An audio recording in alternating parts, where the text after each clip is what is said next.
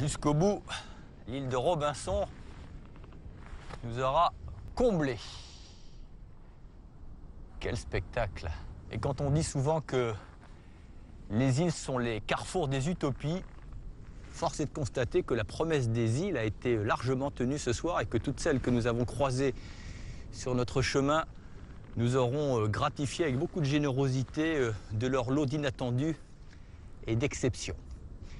Il y a peut-être dans nos bagages à garder un élément de réflexion ou de méditation après notre passage à l'île de Pâques. Car quand on analyse les facteurs qui ont conduit à la fin de la civilisation pasquale, le premier d'entre eux, c'est l'aveuglement. À quoi pouvait bien penser l'habitant qui a coupé le dernier arbre de l'île? Et quelque part, on s'aperçoit que dans la fin de ce monde, comme d'autres civilisations, il y a en commun ce refus de raisonner dans un monde fini, donc forcément vulnérable.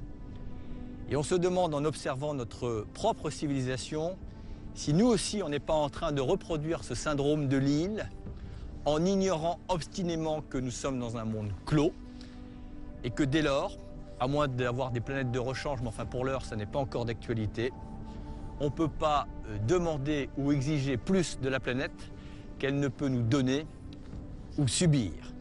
En fait, on est avec cette planète sur une île au milieu du cosmos. Nous sommes tous des Iliens et il serait peut-être temps que l'on s'en rende compte. Bonsoir.